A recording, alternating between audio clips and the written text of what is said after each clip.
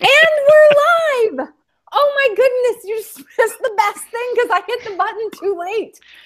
For those of you who don't know, I'm at Doc Foreman, and this is hashtag SPSM, and now you are different and you can't go back. This is so exciting. We are the Suicide Prevention social media chat. Several folks who will be following along tonight have watched or been a part of this chat in various platforms for years, and some of you are new. But we are really excited to bring you tonight's guest. I realize I say this a lot, but I just really feel like our programming has been solid. And tonight is no exception, where we're going to be bringing someone to talk to you that you probably, I know, have not met at a conference if you attend conferences, and this is probably reading or topic that you think about but don't know who you would talk to. And I'm really excited that we managed to figure this episode out. Just a real quick backstory on this. So we were at AAS in April 2016, just a few months ago, and we had been talking, and that was Dr. Craig Bryan, who you know is a regular suicide prevention social media chat alum, Dr. Glenn Coppersmith, also an alum, Tony Wood, and I think Bart, you were there, and I don't know, Jonathan, were you there, or were you covering, I think you were covering a presentation at another section of the conference, right? Yeah, I think it was at a different one. Yep. And then I, because we have so much we have to cover, but you came into the conversation a little bit later, and we said, so here's the thing. It is now possible for us to know and predict when an individual might be at risk of dying by suicide, and to look at population health when it comes to suicide attempts and deaths using big data. And if we want to do this research or do interventions with this, we don't. What sort of shuts everything down is, what are the ethical guidelines? What is the review process? What is the right way to do this kind of stuff? It's now possible, but everyone's asking who the authorities are, and there just really isn't a lot about this, even though this life-changing ability is now present because of changes in technology. So what do we do? And so Craig and I and Glenn and Tony Bart, Jonathan Singer, we all discussed, like, who do we find? Who will be that person who will guide us? And tonight we found him, which I am totally stoked. Dr. Craig Bryan knew a guy, and he is with us tonight. We have Dr. Mike Conway, who is lovely, understated, and has managed to be in trouble with Fox News, which is all I need to hear. So let me introduce a couple of our other mods for tonight, and then introduce to you guys Dr. Mike Conway, who absolutely knocked my socks off when I finally got to meet him on phone in October. So first of all, I want to introduce you to our co-host, Dr. Bart Andrews. Dr. Bart Andrews, say hello to the people. First of all, say hello. First of all, big shout out, because you know what today is, April? Dr. April Foreman, you know what today? It's Carl Dunn's birthday. Oh! Carl Dunn's birthday today. Happy birthday, Carl. I was just working on a tweet for Carl, because if you don't know Carl Dunn, he is a tireless advocate and source of support for so many people on Twitter. And the BPD chat is an amazing weekly chat. And Carl, if you don't know this, people just rave about you all the time, and we love you so much. So happy birthday. Happy birthday to the people who've never missed a chat in over 4 years. They haven't missed a week in 4 years. I don't even watch it. And if I could do, and I don't know when he does 2 chats in a day, God bless him, because that's a lot. Hero. That's a lot. So Dr. Bart Andrews at Vice President of Clinical Practice and Evaluation at Behavioral Health Response, a groovy crisis agency in St. Louis, Missouri. I am super excited about the show. I'm not going to take up a lot of time. I read a few of the articles that Mike wrote, and they were amazing, and I was tweeting them out right away. And the articles were digital articles, which is even better, because then there's links into all the references, so you can just zip through and actually read the source material. So it's just so well done. Glad he's here. Can't wait to hear more.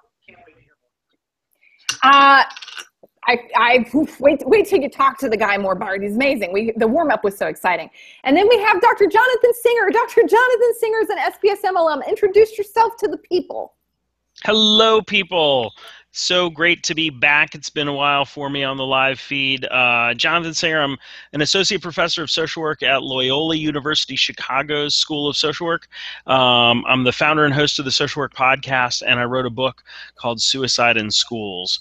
And I'm really excited about this topic of ethics and big data, because one of the things that the social work profession is doing is it has this grand challenge initiative, and one of the grand challenges is around harnessing technology for social good. And one of the papers has to do with big data. And so this is timely not only for technology in general, but social work in particular. And so I'm really excited about tonight's conversation. Thanks for having me here. Without any further ado, I want to introduce you to Dr. Mike Conway, who has written some of the very, very slim pickings in terms of excellent writing, or any writing at all, but excellent writing on the ethics of mental health, big data, and suicide prevention. Dr. Conway, would you please introduce yourself? Oh, hi everybody. It's a pleasure to be here. Yeah, so I'm Mike. I'm an assistant professor at the University of Utah in biomedical informatics, and I'm interested in mental health monitoring using social media and the ethics of that. So I'm primarily a technologist. So I'm a computer science PhD. I did a philosophy undergraduate degree and master's degree. So I'm interested in sort of ethical issues. So the combination of combining the technology part of my work with ethics kind of work as well is just super exciting for me. So I've been working on using social media to identify various different public health issues, things like tobacco use, electronic cigarettes, that kind of stuff, for several years now, with various collaborators. And in about 2012, I started to get very interested in the idea of monitoring depression symptoms. So automatically identifying depression symptoms from social media text. And I know you have Glenn Coppersmith has been on your show a few times. Is that right? Yes. Yeah. We're so lucky. Yes. Yeah. So it's the work that I've been doing is kind of it has similarities with the stuff that he does. So it's in that kind of area. So it's doing natural language processing on text, tweets that people produce. So so in about 2012, I got interested in the idea of automatically identifying depression symptoms, and by that I mean the kind of stuff that's in the DSM, like low mood, suicidal ideation, insomnia, being the standard depression symptoms, and also psychosocial stresses, so things like relationship breakdown, job loss, that kind of thing. And when I first started looking into this, the value of it is that the current methods for doing that at a population level, I mean, they're very rigorous, statistically rigorous, and very well done. The CDC organizes it, and it's very nicely done. But there is a significant time lag. They're conducted once a year, and so you don't know for a couple of years until 2 years after what's going on, which is a real problem. So if you want to identify areas where say suicide, there's a sudden increase in suicidal ideation, then you'd have to wait 2 years. It's 2 years is a little bit too long to wait for that. So and the idea was to use social media and sort of technologies like natural language processing and machine learning to automatically identify symptoms. Okay, so when I first started looking into this, I quickly came to realize that no one had worked on the ethics of this before. And I talked to institutional review boards at my institution at the time, and they didn't really have a lot to say about it because they were unfamiliar with that kind of work. So there was no guidance on sort of ethically appropriate ways to do this coming from IRB's regulation, and there's no literature, and ethicists typically weren't thinking about this very much. Why you think people weren't thinking about this? Like, when it comes to public health, suicide is the 10th leading cause of death. It's a natural thing to, like, it's a natural application for an LP and everything like this. Like, well, like, so what kept people from thinking about this? I don't know. I was baffled when I first started looking into it. I just assumed that there would be a literature there already, that someone would have done this, but no one had done it, and furthermore, no one seemed that interested in doing it. So I kind of took it upon myself at that point to investigate, to do some investigative work, just to get a sense of what the sort of ethical terrain was, what the problems are, what the dilemmas are. So I looked through. I did a literature review. That's what I guess what academics do when they don't know something. They go do a literature review, and I looked at what other people had written, and I came up with a kind of taxonomy of concepts, ethical concepts. I mean, the big one obviously is privacy. Privacy is a primary ethical concern, but also things like informed consent, which is more relevant for sort of clinical interactions rather than population health. There's no real reference in the literature that I could find, or there are a couple, but they're minor, to things like ethical theories, things like utilitarianism, that kind of thing that people tend to apply to problems to ethically reason about them. Because a lot of this work comes from computer science departments, and I'm a computer scientist by training, so I know this. There may be computer science. Computer science doesn't have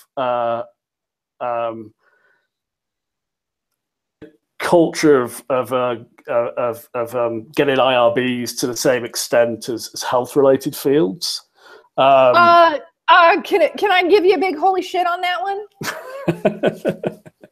No, because so what I find very interesting is the IRB to use the same data that Amazon can use to sell you nail polish just to see if someone's at risk of dying. Same data. It is, it would be easier to donate a kidney.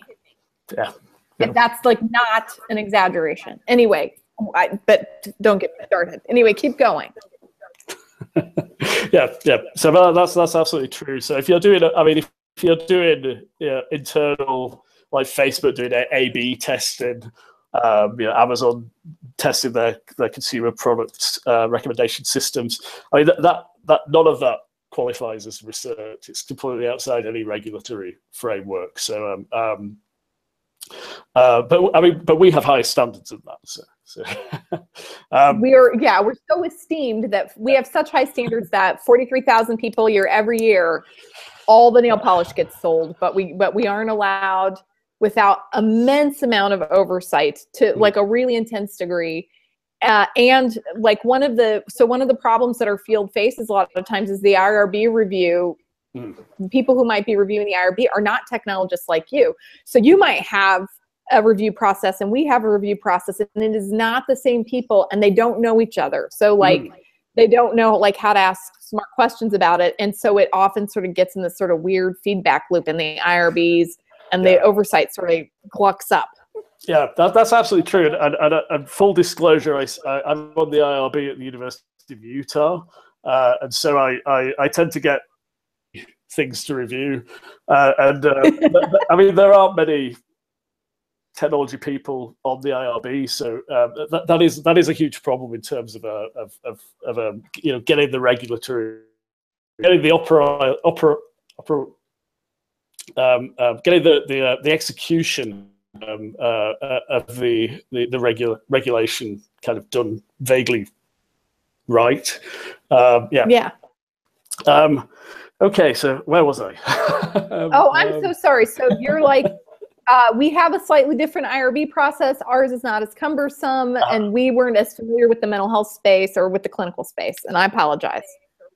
I just had no, reaction. That's interesting.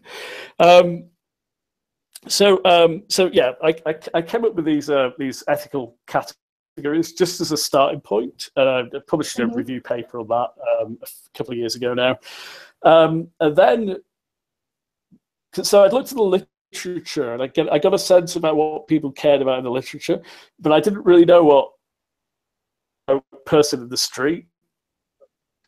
So our the follow-up project we did to that was a qualitative research study.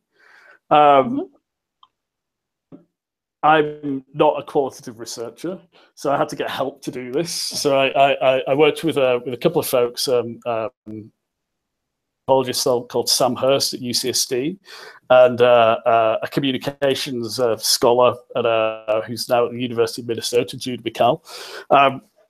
And they do interviews in the first instance, but I quickly realized that qualitative interviewing wasn't my strong point. So it was better to get other people to do that. So what we did was we interviewed, it was 26 people, and half of them had a diagnosis of depression at some point in their life, not necessarily a current diagnosis, and the other hadn't. And investigate their attitudes towards having their data used for population health monitoring. Okay with that. Several things came out of these interviews, but one of the things that came out initially was that nearly everybody who uses Twitter realizes that it's a broadcast medium, that everything is public, that it's basically broadcast to the world. It's out there if you post something on Twitter. But not everybody is quite so familiar with the business model of Twitter, which a big chunk of it is selling data to marketers, political people, and so on. With what can actually be done with that data technologically. So you could potentially, I guess most of the folks here have psychology backgrounds, so I probably don't need to explain this much, but you can do things like identify big 5 personality dimensions and quantify people like that.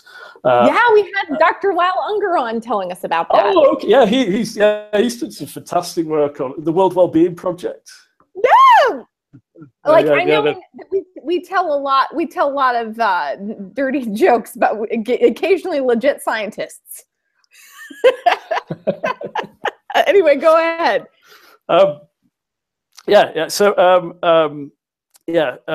So people don't necessarily understand. So while people understand, of course, that the data is public, they don't necessarily understand the full implications of that, what can be done with it, and the fact that you can extract sort of personality variables and that kind of thing about an individual, and that was a bit shocking to some of the participants. So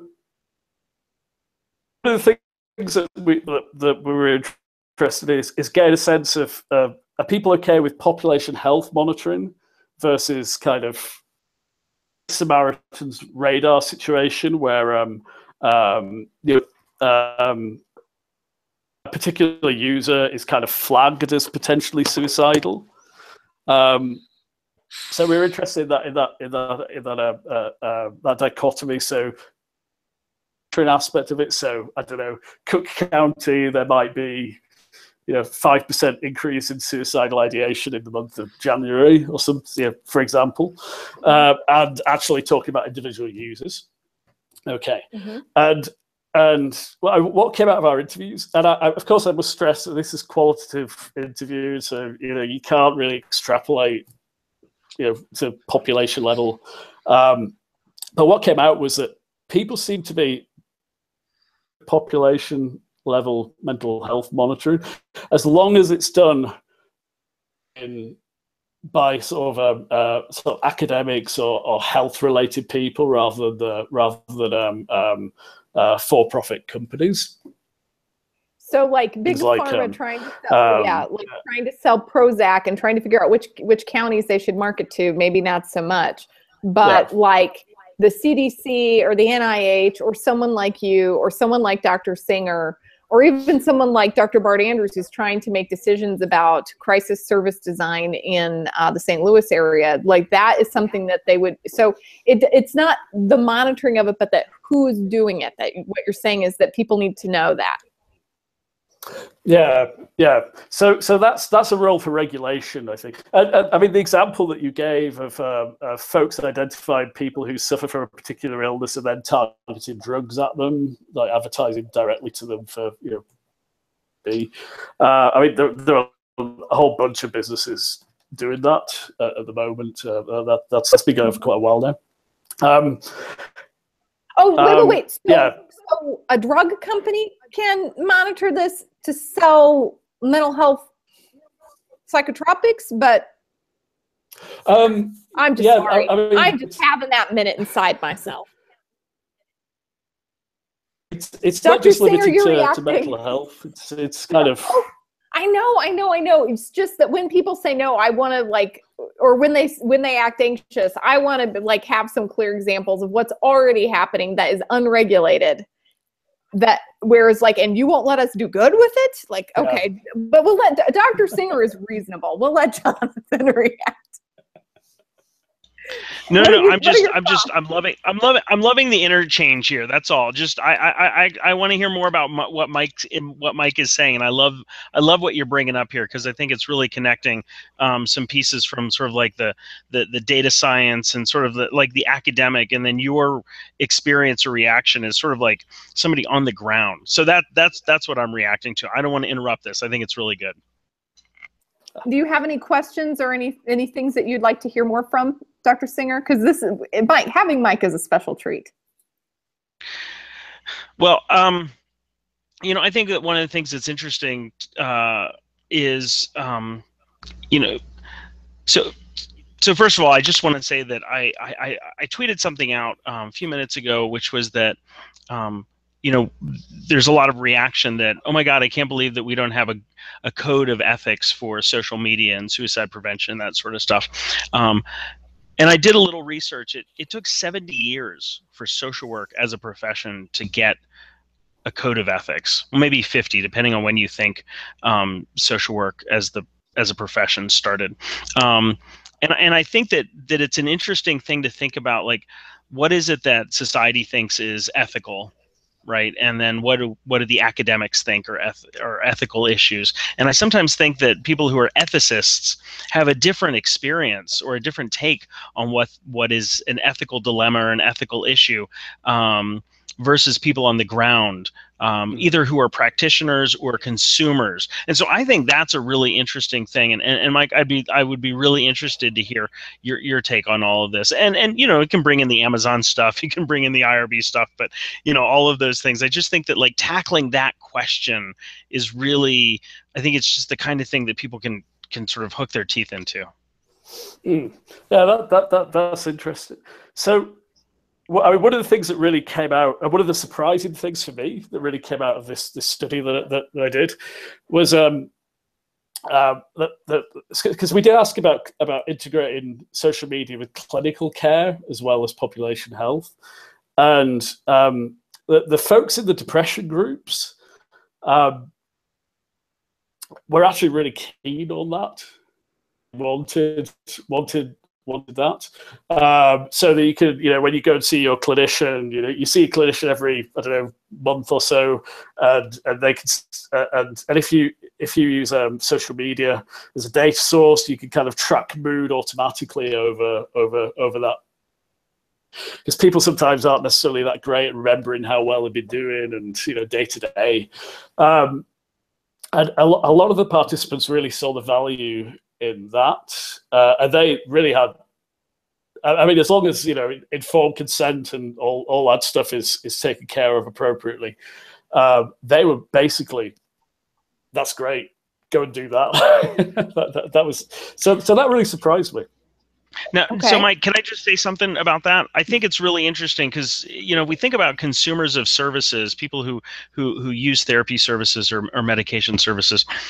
There's a certain amount of, well, we expect them to give us access to an enormous amount of personal information, right? That's just sort of the expectation that we have about the minimum that you're going to provide us in order for us to provide you services. And I think there's some power imbalance there, which of course creates an ethical dilemma possibly. And so I wonder if it is different for consumers of mental health services, if they have a different expectation of what should be private, of what should be their own personal data that other people shouldn't have access to, especially providers shouldn't have access to, in exchange for the services that are provided.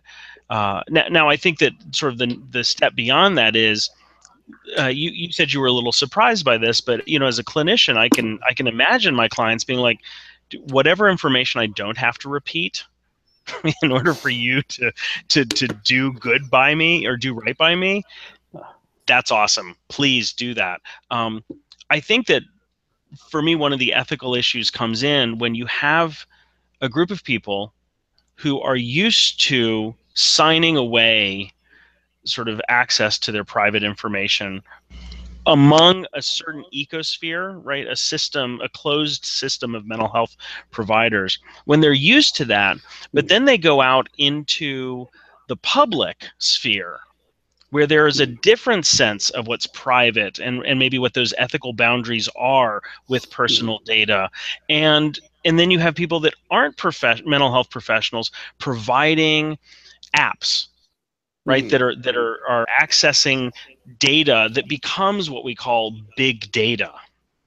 And so do you have any thoughts about this sort of this bridge between consumers of mental health services who are used to doing this thing within a certain ecosphere, and then once they go outside of that to maybe like a meditation app or something like a mood tracking app, but something that was created by a company that has a different incentive and might have different ethics behind what they do?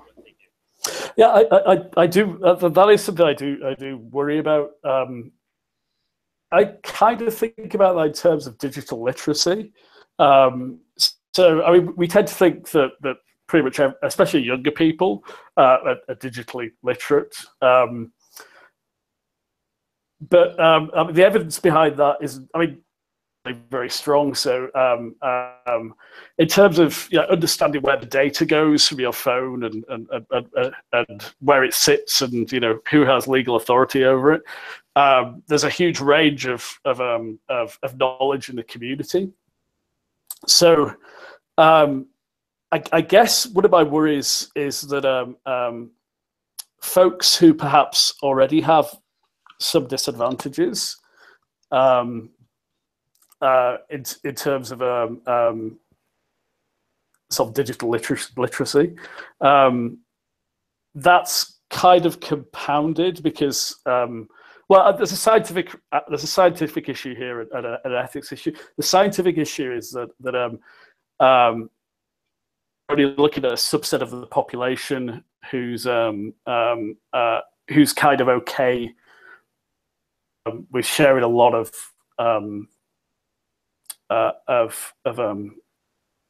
personal information online. and they might not necessarily be representative of the population as a whole. So from a sort of epidemiological perspective, that's problematic. And there's also sort of an ethical issue that you're disproportionately using data from folks who are maybe not perhaps as well informed about the where their data lives and potential implications of that. And the issue you mentioned about companies, companies developing apps that. I mean, some of these apps are great, and they're scientifically based and all, and they're rigorously tested and all that. A lot of them aren't. Yeah. That was a bit of an understatement. Yeah. Yes.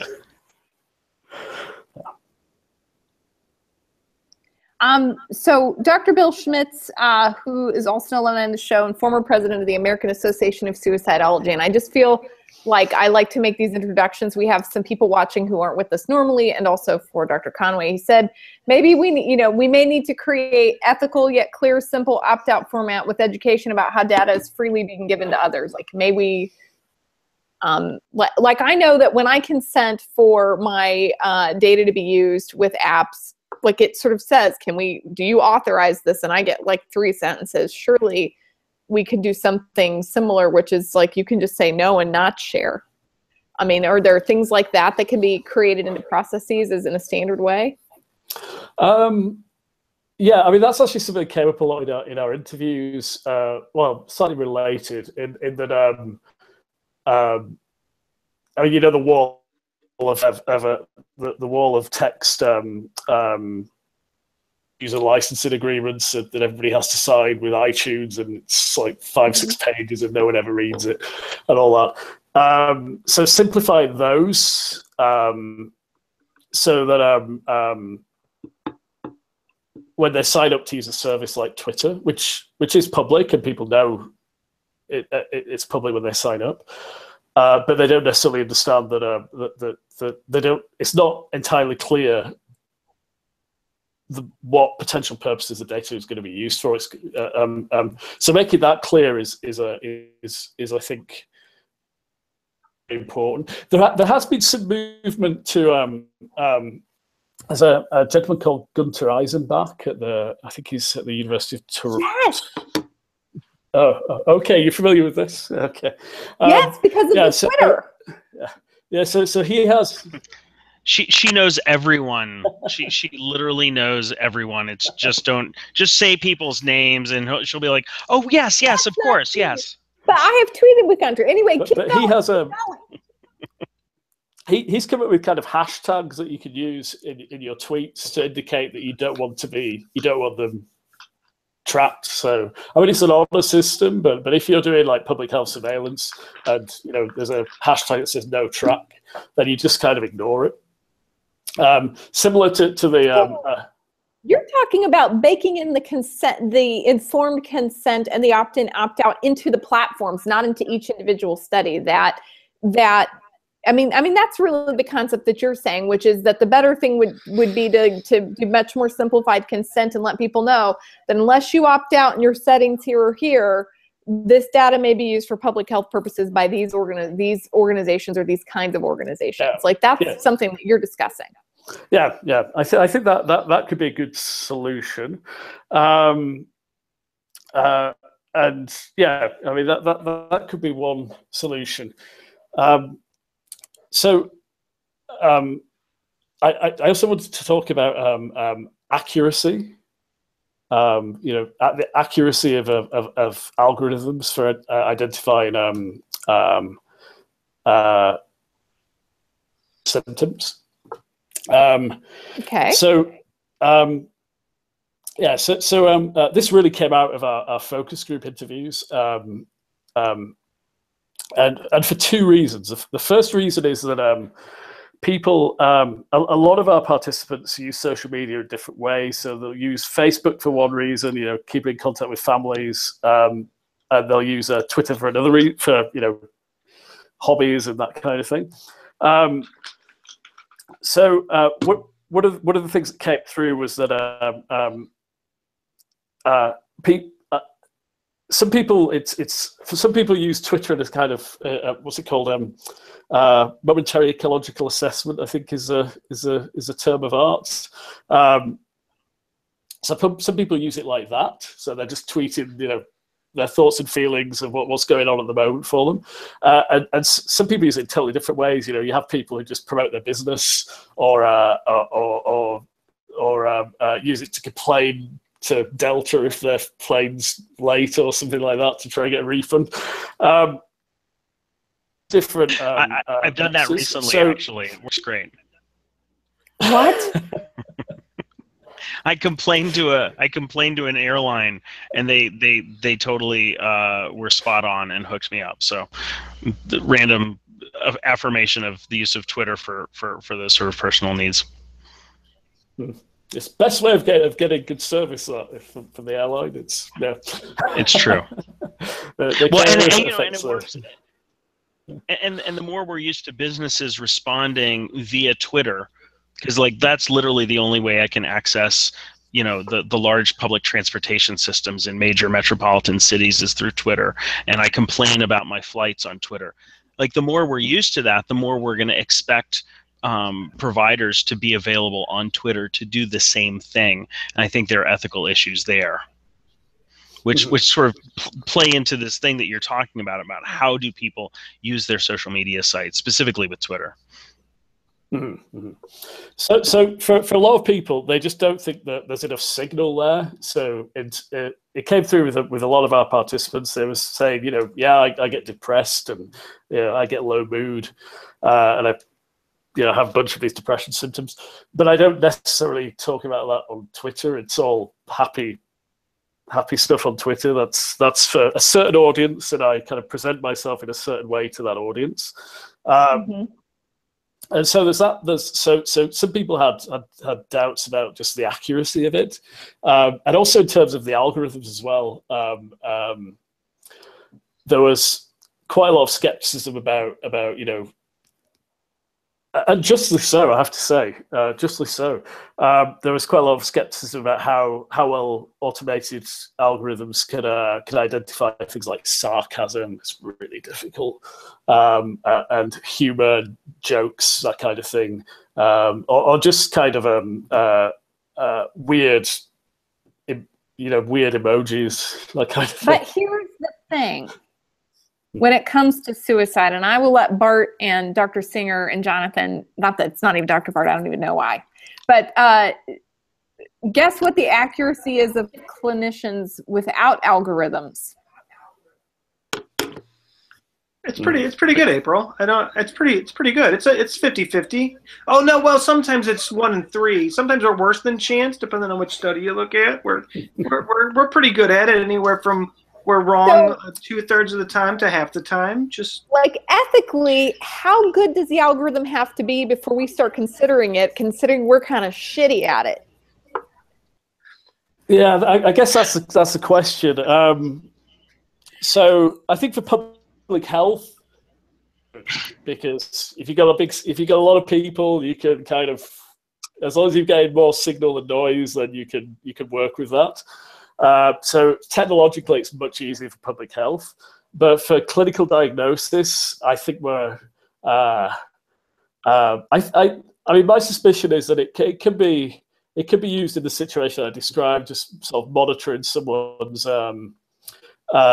sort of affect levels over time in between visits to a clinician, but the technology would be very, very much a secondary role there.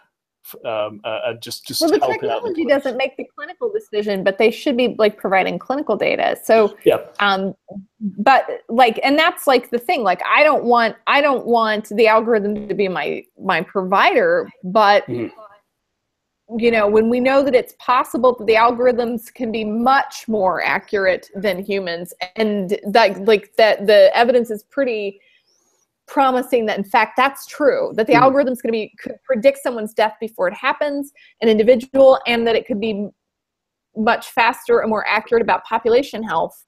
At what point are we going to say that it's unethical to continue to rely on methods that are really have limitations because the technology is new? Like, do you see what I'm saying? Like, this is something we covered a little bit in the pre-show, which is if we know the technology can perform better than what we're doing now and we're not using it, then what? Is that ethically suspect, I think was the term. Well, I mean, but that causes other issues as well. So kind of de-skilling among clinicians, that kind of thing. I mean, you get the same thing in the airline industry. People don't know, because people rely on the automated system so much that when something really important happens, there can be a bit of a loss sometimes. So there's kind of that de-skilling thing with automation. That's true of all kinds of automation and all kinds of professional sort of things. So that's like a decision people have had to make in other areas before, and we could probably look at that and apply it. Yeah.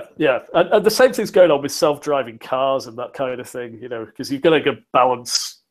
And because, I mean, you need to have clinicians, so you can't. So related to what you're saying, there's a paper by John Pestian, who's I think he's at Cincinnati Children's Hospital, and he did work on suicide notes.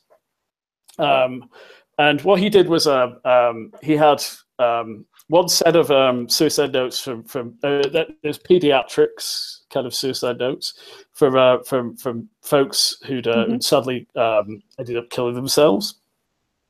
And he had another set of notes from that were elicited by healthy volunteers. And then he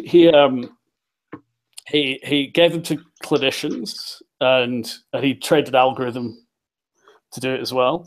And the algorithm performed a bit better than the clinicians on this task. And also, I mean, one of the things that really struck me about this paper was that your success in determining, who is likely to commit suicide was inversely proportional to your level of education. Mm-hmm. So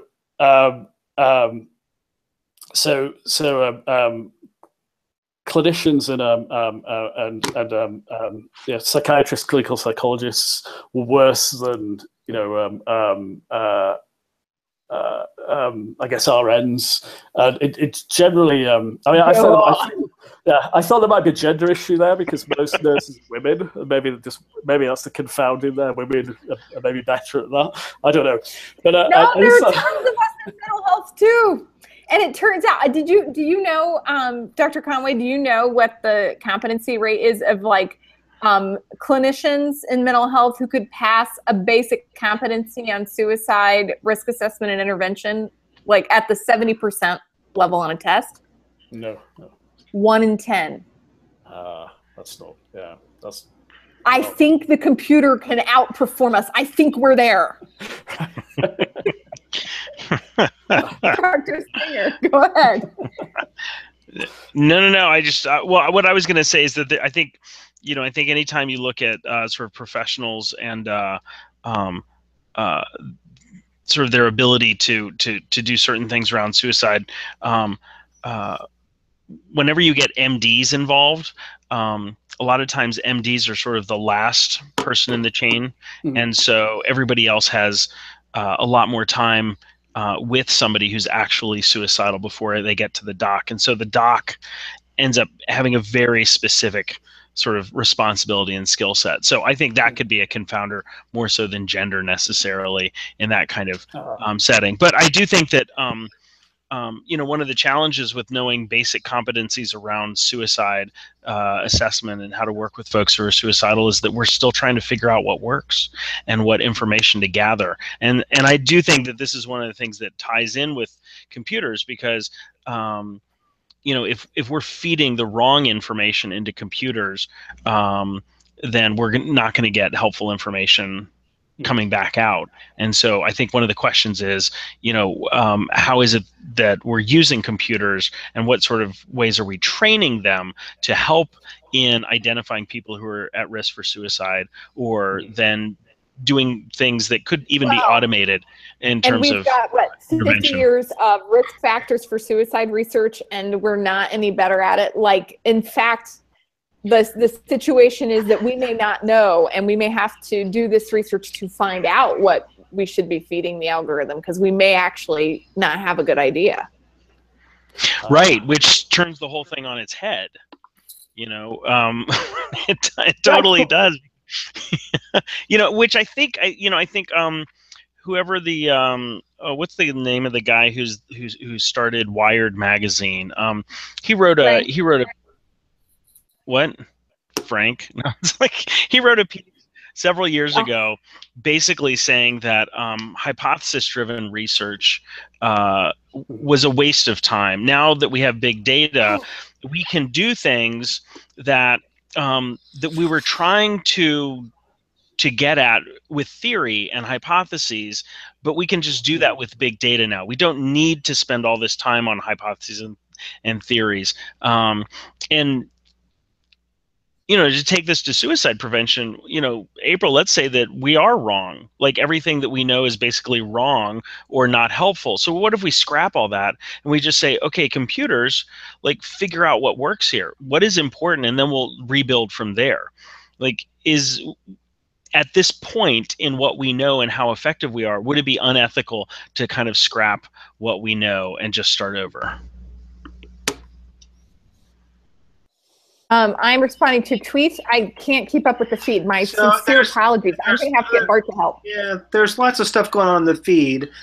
So, and I think that I think, Mike, this is such a huge issue that there's so much to talk about. It's kind of hard to narrow down to one thing, because we've been talking about using social media data for public health needs, right? We've sort of gotten a little bit into the discussion about aggregated versus disaggregated data, right? And I think there's a couple of things we need to really make really very clear, and particularly the focus group, and I think most of the data that I've seen about this. As a general rule, folks seem to be very supportive of the use of aggregated data for public health purposes, right? That using these large data pools to learn more, to understand more, to even target regions or areas or topics for intervention makes really good sense. Where folks throw up a red flag and they say, hey, hold on, wait a minute, is where we're identifying specific individuals for a health problem, whether that health problem is smoking, or whether that health problem is heart disease, or whether it's suicide. And I think that this is really absolutely important, because things look inconsistent, but they're not inconsistent. People recognize that their data on Twitter is public. It's in the public domain, right? They may not have the level of understanding we'd like them to have about that. That digital literacy, I think, is key. But just because they know it's public doesn't mean they want people targeting them or focusing on them or identifying them as individuals from the crowd. And I think particularly, like when we talked about Radar in the pre-show, giving someone else that I don't know the power to use a tool to monitor me freaks people out. And I'm going to be quite honest, it freaks me out. I don't want it. Keep it away from me, right? So we've got this issue of, and then on the feed, we've got this dynamic about, well, if I'm a provider, I want to be able to see all of my clients' social media data. I want to be able to watch them and check them. And I'm like, hey, holy crap. You know, the last thing I want to do this is a person said, if I were a provider, I'd want to do that. Well, but there's a lot of providers that think that. There's a lot of providers think it's okay to Google their clients, and it's not okay to actually, and there's actually a great article about Googling your clients, which is a separate conversation. But this is like an ethical thing. So I deal with folks at high risk who may get lost to contact, who are clinics worried about. And one of the things I've associated in my social media policy is I don't do that unless I can't get a hold of you and you are at high risk. Then I'm going to start looking for you. You got it. Right, but I also let people know that, and it's posted online, and you got it. Right, so, and so like, but it's like the ethics aren't, you do it this way all the time or this way. It's like, what are the guiding principles? And what I think, Dr. Conway, I think what you're saying is you have to think about things like privacy and like opt-out and consent, but you also have to think about and I'm going to go through, did we list those 10 things in your framework? Yeah. Privacy, informed consent, ethical theory, institutional review board and regulation, traditional research versus Twitter research, geographical information, researcher lurking, economic value of personal information, medical exceptionalism, which we've not talked about, and we probably should, because that's actually sort of an issue with suicide attempt and suicide risk, and benefit of identifying socially harmful medical conditions, which is, I mean, those are really specific things to consider, right? They're like, that's not vague. I'm monologue, Bart. Save me. No, well, there's just a lot. I think you just covered 10 really novel concepts that we could spend almost a whole show talking about each one of those things. And I don't even understand half of them well enough to say what the hell they are. So can we have him like go through those, because we've only got like 5 minutes before final thoughts. I think that'd be great to walk through. We're going to have to do a part 2 on this one. Eventually. I agree. Okay, so do you want me to talk a bit about those? Yeah, could you define those for our audience, because we're dying to know. Okay, so I mean the major one, of course, is privacy, and that has a whole bunch of kind of sub-components to it.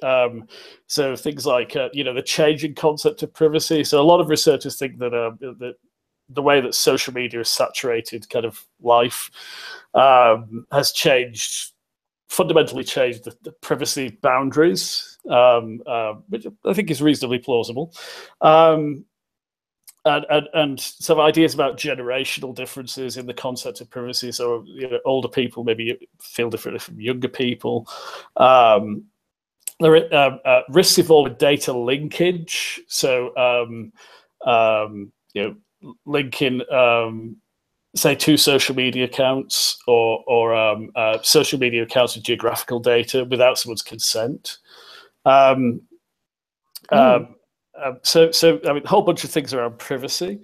With the informed consent piece, something that came up a lot in the reading was the idea that I mean, even if you're doing public health work, and doing aggregated, very high-level public health monitoring, then the folks who do the tweeting are still research participants who haven't consented to be research participants.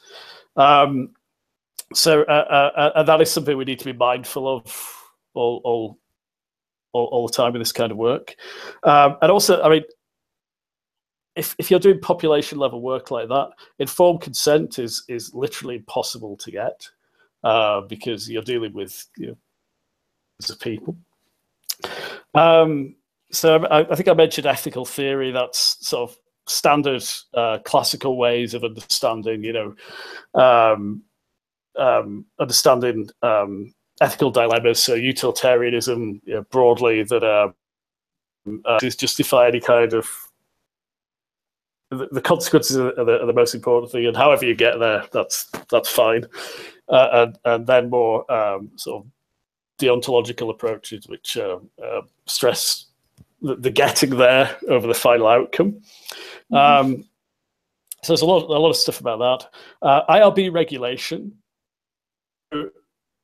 As I mentioned before, there isn't a lot of well, basically, in my experience with IRBs and submitting population level work, they don't really see it as human subjects research. So it tends to get just exemptions. And that's basically just because they don't, the regulations were written a long time ago. No one anticipated social media. So they don't necessarily fit terribly well with how research is actually done. There aren't really any codes of conduct about data mining, social media data. There's really? Well, there's a couple of things. You mean among the technologists? Not really, no, there isn't a. I mean, there's some work. Sort of, again, Gunter Eisenbach and various other people, maybe 10, 15 years ago, came up with frameworks for looking at forum data, internet discussion forum data, and they're very well thought out.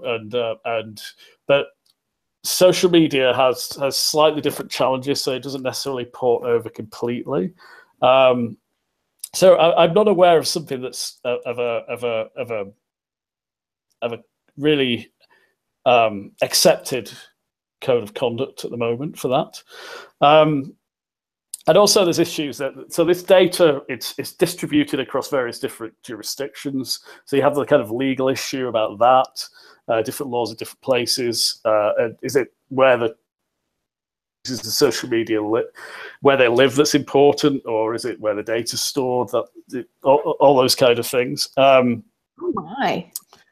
And also the idea of traditional research versus this large-scale Twitter-based research. So in traditional kind of research, you're seeing, a few hundred participants tops, I guess. With this kind of research, you have the data from millions of people.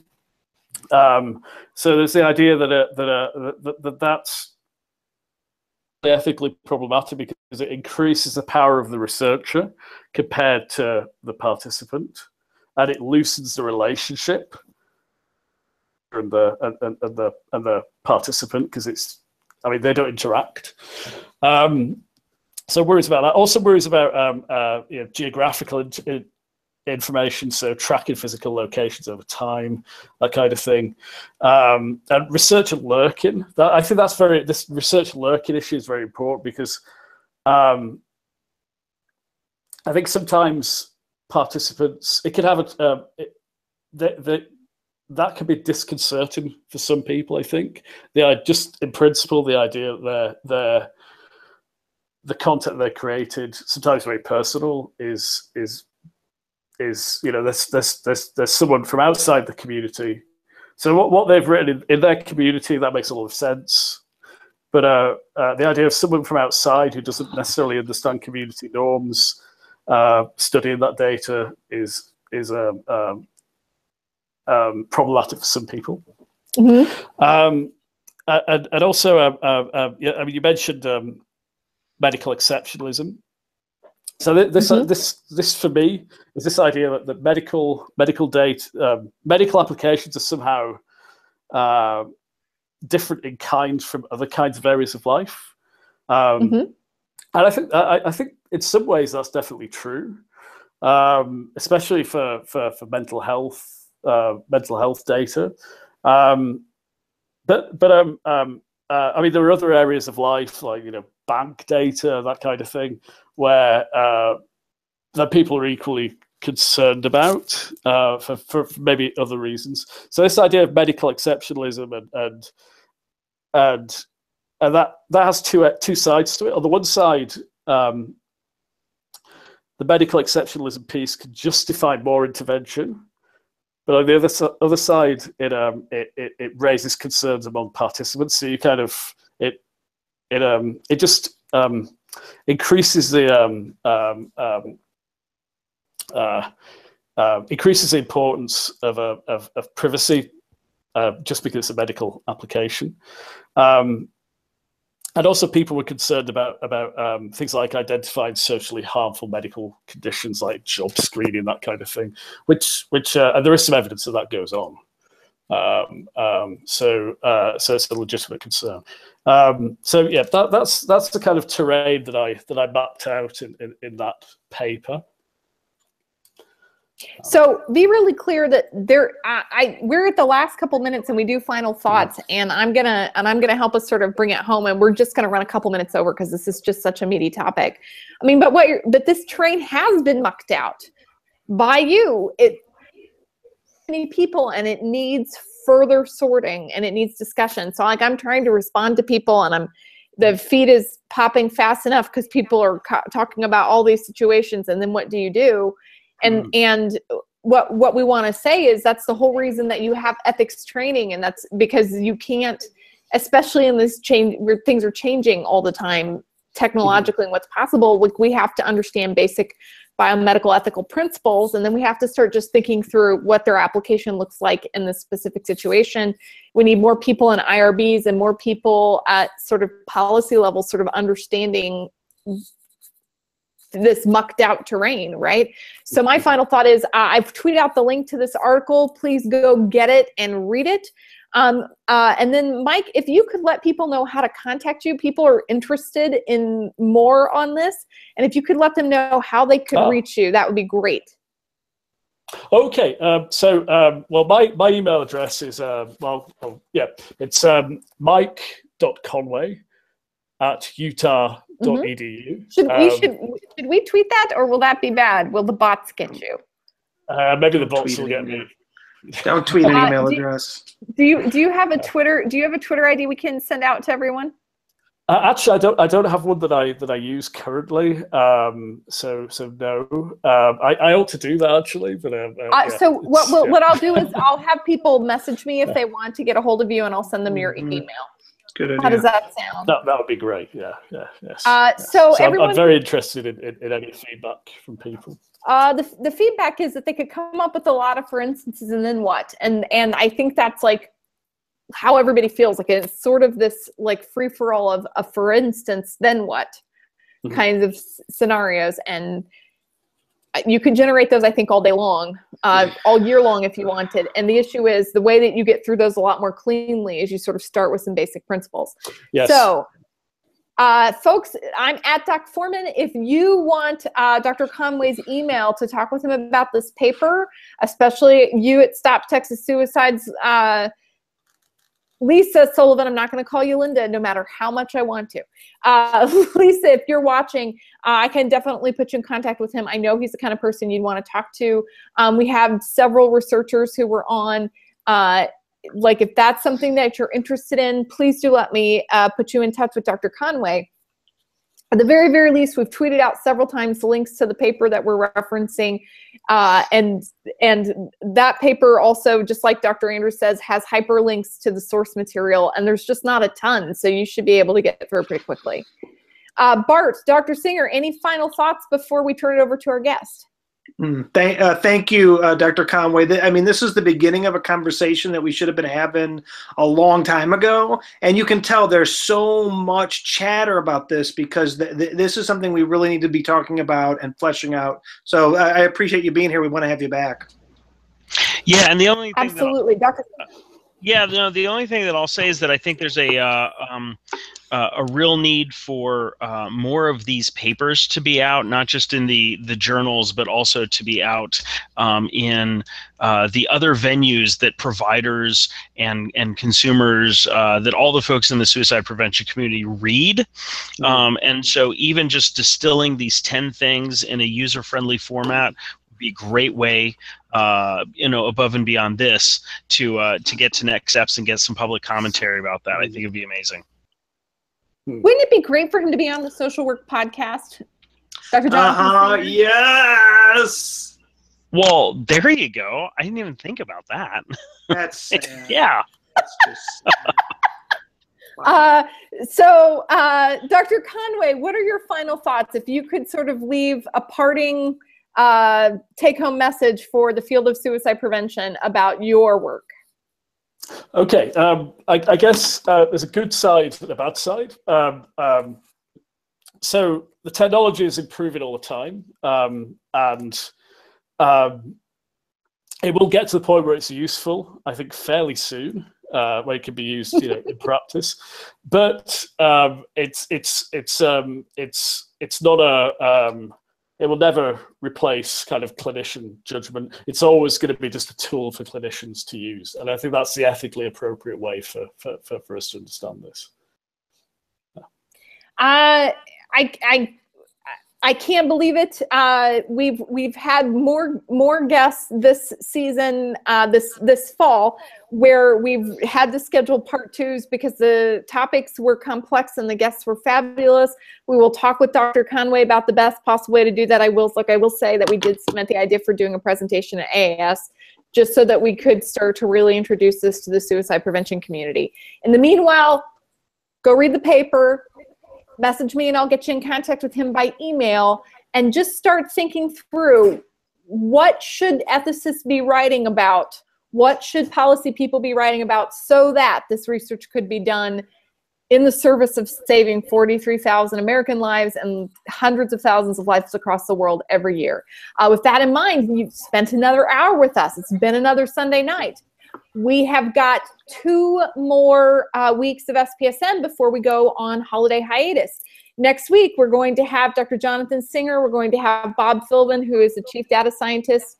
Excuse me, not Dr. Jonathan Singer, Dr. John Draper with the National Suicide Prevention Lifeline. Did I just give you a heart attack? I just gave you a heart attack.